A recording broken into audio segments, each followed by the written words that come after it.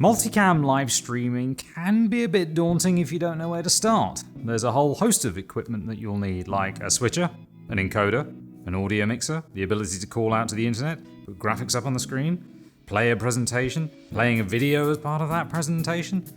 And those are just some of the things that I've been asked to do when a client comes to me and says, "Can you do live streaming?" So, that is the Panasonic S5. That is the Panasonic GH5S, and this is the YoloBox Pro. My name is James Watts, and I am a corporate camera operator and editor based in the southwest of England. And for the last year and a half, I've been tentatively dipping my toes in the water with live streaming. This has led to some frustrations, thinking there must be a better way to do simple live streaming. So I watched a few videos on the YoloBox Pro from PhotoJoseph and Tom Buck, and I was about to pull the trigger and buy one when YoloLive, the company behind the YoloBox Pro, got in touch and said, "Would you like to review a YoloBox Pro?" So, like all reviews, I need to say that, and this is because it's the law, this was sent to me, no money has changed hands, and YoloLive do not get a preview of this video before it goes live. Right. That's the boring stuff out of the way, so on to the main event. The YoloBox Pro is a 6-input switcher with 3 HDMI ports, 2 USB-C ports, plus a 3.5mm mic level input and a 3.5mm line level input.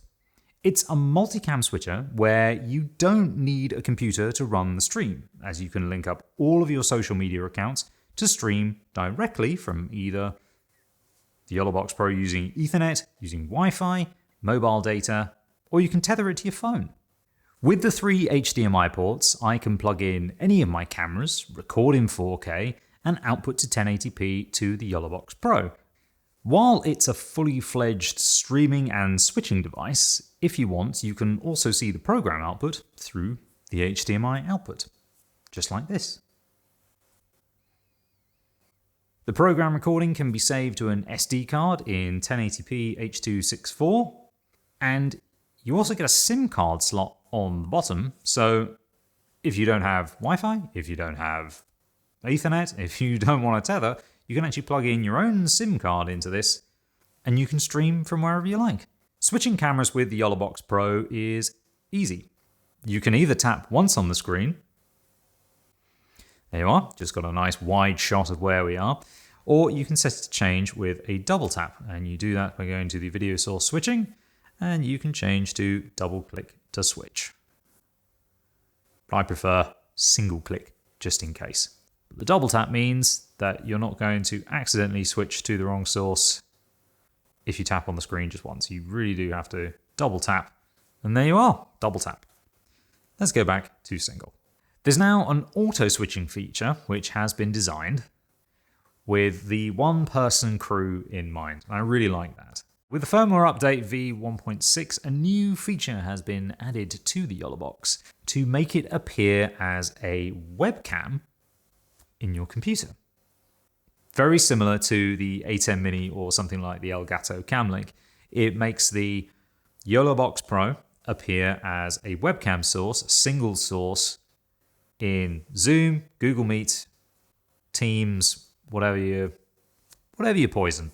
I would use this as a replacement for something like a decimator to send a 2-camera signal to Zoom or to Google Meet for a client who can't be there in person for the actual interview itself. So that's a really easy setup. All we do is we go into Add Video Source, and we're going to do a side-by-side, and I'm going to select what my camera 1 is, which is HDMI 1. And then I'm going to select my second source, which is HDMI 2. There we go. I can select a background image if I want. And in that background image, I'm just going to put this one here. There we go. Very, very garish background, I'm aware.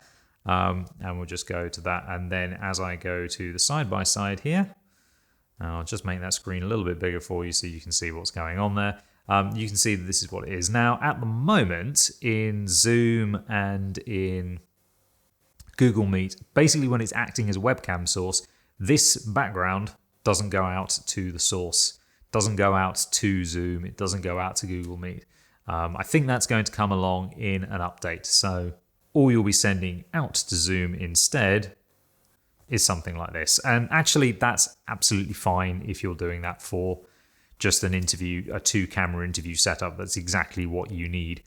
You don't need a background. But if you're going to be running a presentation and you want to put a background up or something like that, then yeah, that's not coming out of the USB-C port at the moment. If you want to do that, then a workaround is to plug in the HDMI out into something like another capture card, which will then give you that ability to display that background.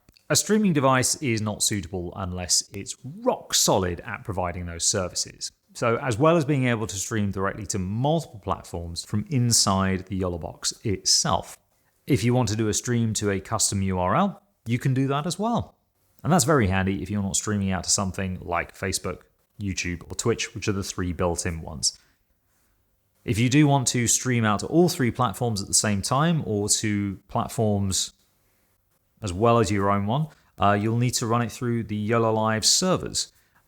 Basically, it's a free restreaming service, which is all part of the deal when you actually get the YoloBox Pro. That's very nice. Lower third overlays can be made right inside the YoloBox Pro with customization over fonts and colors. Although these are limited to Android fonts and colors. If you have a video or graphics that you want to bring into your stream, you need to load them onto the SD card, which then becomes a source of its own. You can even load in PDFs, so a full presentation, albeit quite a limited, non-animated presentation, can be done.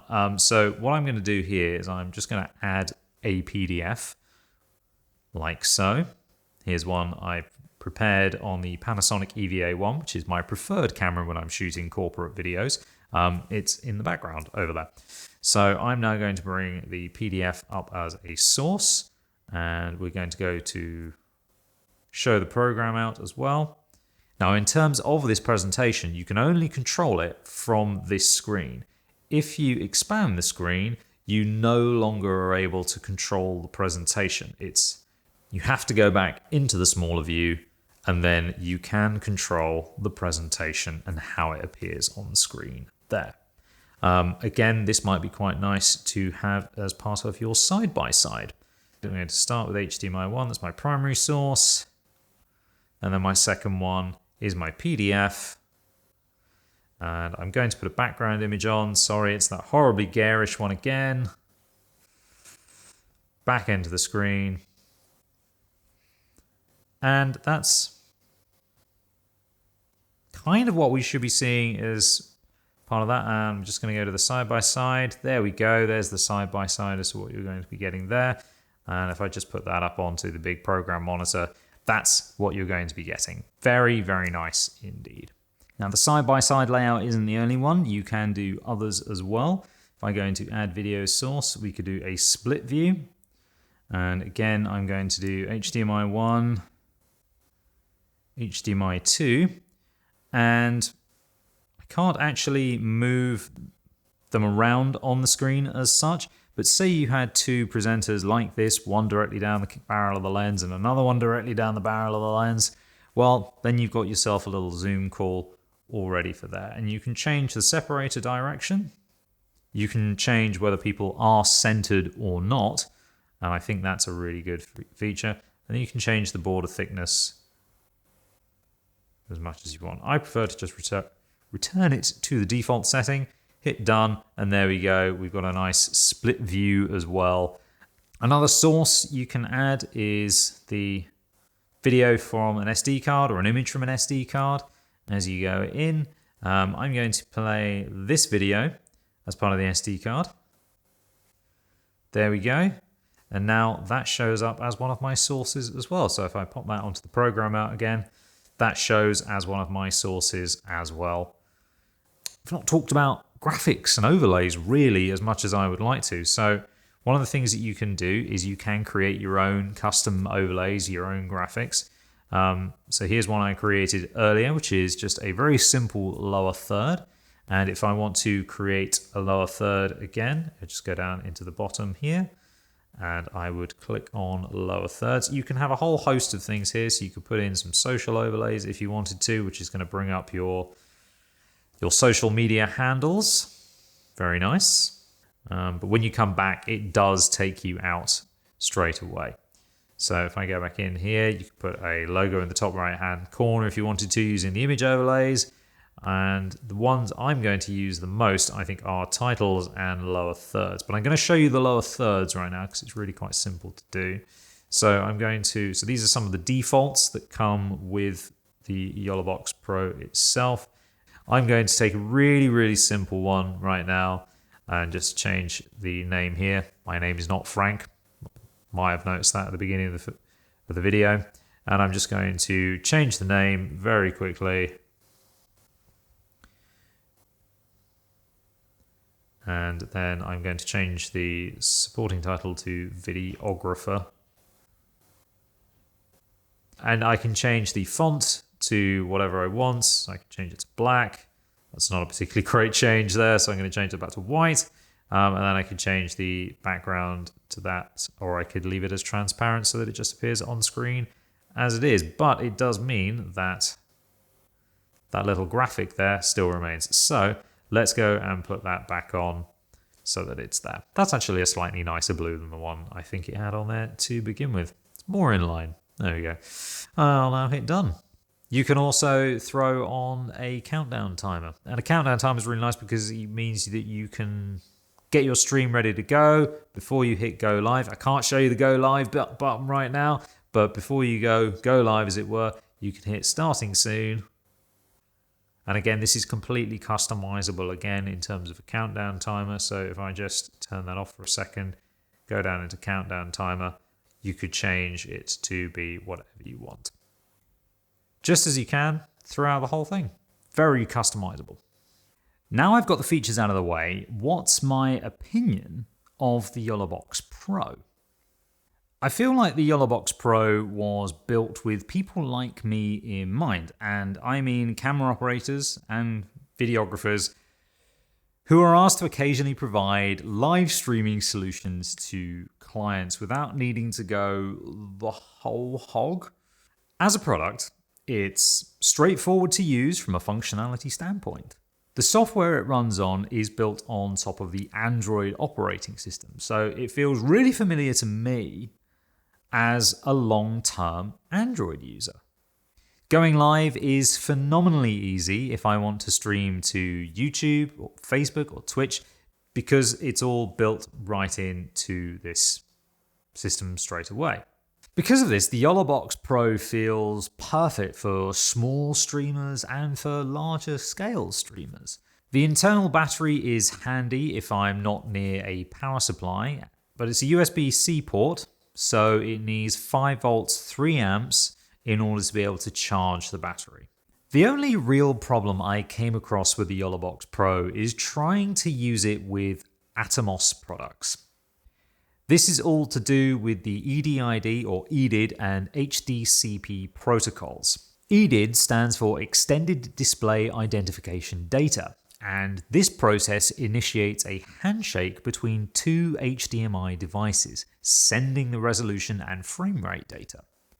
This process also sends HDCP data, which stands for High Definition Copy Protection, and requests a key from the receiving device.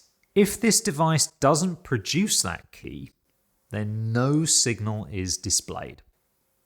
I like to use the Atomos Ninja 5 as an external recorder so that I've got a nice ProRes file of the program output. This handshake isn't initiated by any Atomos products whatsoever, and this isn't the first time I've run into this problem with Atomos products. You need to introduce an element that initiates the handshake and allows the Atomos product, whether it's the Ninja 5, Shinobi, or Shogun 7, to receive or transmit a signal. The first thing I tried was to run the YoloBox into a monitor with HDMI pass-through. That didn't work, as again, the HDMI handshake wasn't initiated.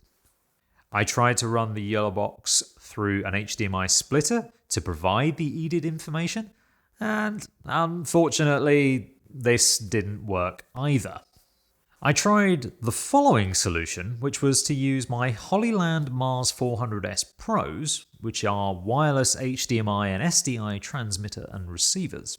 They will allow you to take an output from your YoloBox Pro and receive it into an Atomos product. This is because the Hollylands are providing this handshake. It's not an ideal solution, as if I was to do this, it would take out my Hollylands from elsewhere in my signal chain and my workflow. If anyone's got any solutions for this, please leave them down in the comments below and I'll see if I can give them a try and produce a future video where I'll just go through as many different combinations as possible to try and get a signal out from the YoloBox into an Atomos product that doesn't require a £700 wireless transmitter and receiver. Right, now I've got off my high horse about HDCP and EDID, let's get back to the YoloBox Pro. I mentioned earlier about loading PDFs and images onto the YoloBox Pro, and you can do that by loading them onto an SD card. If I go into Add Video Source, and I go PDF, let's just add my Panasonic EVA1 PDF again, as whenever you come out of monitor mode, it forgets all of the settings because this is basically a demo mode for everything you need to do. If you want to make sure you keep all of your settings from the show, don't bob in and out. This PDF is now showing as one of my sources inside of the YoloBox Pro. And if I just come down here and I go to Program Out, what you'll see is this presentation playing through as I tap on the screen to go through it. Anyway, this PDF is now one of the 6 sources available. It's also got a built-in keyer to do green screen or blue screen for picture-in-picture scenarios. I didn't mean to leave audio until this late in the video, but it feels like I really should mention it, as the audio features have had a significant upgrade with the latest firmware that's come out. Previously, you didn't really have any audio controls, only all sources on. So if you had 3 cameras running, you would have the audio from all 3 sources live simultaneously. Now we've got complete control over what sources we can bring on screen at any time. And you can do very similarly with products like the Blackmagic 8Ms to have audio follow video. I don't particularly like audio follow video unless I'm actually going to a specific video source from, say, the SD card. But what I would prefer to do is just have my audio running into one source, which is my camera. I can bring on whatever HDMI audio on or off as we go through it. If I'm just going to turn off HDMI 1, and there you can hear what HDMI 2's audio is, which is the Sony ZV-1, which is this angle, and that's blooming miles away. It sounds dreadful right now. Let's go back to HDMI 1. Much better audio, as that's coming directly through the Panasonic S5 with my Octava MK11. Something like that. On the back of the YoloBox Pro, you've also got 3.5mm mic in and 3.5mm unbalanced line in output. So that's really good if you've got something like a very small audio mixer, a recorder like the Zoom F6 or the Mix Pre 3. You can take that signal from your recorder. This is a feature-packed, yet straightforward, all-in-one streaming device. And I can use it for so much more than live streaming. I think it's fair to say I need to do an all-in-one nuts and bolts live stream to really get to grips with how this YoloBox Pro is performing. One of the reasons that I was so excited to get the YoloBox Pro, and one of the reasons that I was really going to buy this unit, is to use this for my wife's YouTube channel, which is Craft with Sarah. And that's actually why I'm in this location today, because we're trying to figure out some new setups, new locations within the office space so that we can make more videos here. Now, the YoloBox Pro is going to be perfect for a monthly live stream that she does. And the monthly live stream is based around a single source out to Facebook. And at the moment, all it is the screen presentation and then the microphone directly into the computer. With something like the YoloBox Pro, we've now got the option to add 3 cameras. Great. But also to bring the computer in as a source itself. I haven't got a computer here with me right now, so I can't show you that. And be able to very simply tap between sources to go for what we need to do. So if she's on the software demo, for this particular one, I'm using my PDF just as an example so that you can see what's going on there. Come back out, and then she could go to HDMI 1 again, and then she's got a great looking image coming straight from her Sony ZV-1, which I'm using as my wide angle today, back to HDMI 1, to show what we're doing. And I think it's going to be a really great solution in that regard. It's going to really elevate the production value, I think. So what I'm going to do is I'm also going to make a future video about the YoloBox Pro and how we get on using it in her first live stream. I'm hoping to get that out within the next couple of months or so. So just a little something from my PDF about the Panasonic EVA-1, which again touches back onto the Atomos product problem. It's no problem if I'm using a camera like the EVA-1 or something like the FX9 or the FX6, because they have SDI and HDMI out. So because of that, I can run the HDMI to the YoloBox Pro, and I can run the SDI from camera to the Ninja 5, for example, because I've got the little SDI adapter on the back. And that means that I can get around that problem of the EDID scenario. The slight issue is when I come to using cameras like my Panasonic S5 or my GH5S, for example, which are only HDMI out. I'm not going to be able to loop that feed to get a clean signal, unfortunately. So if you run a small church service, you film presentations and webinars, or you even run a YouTube channel, then the YoloBox Pro is right up your street. This is built for solo creators and solo operators in mind. But you can scale this, and it really adds to the production value of what you're delivering. It's not just a single presentation slide and a person.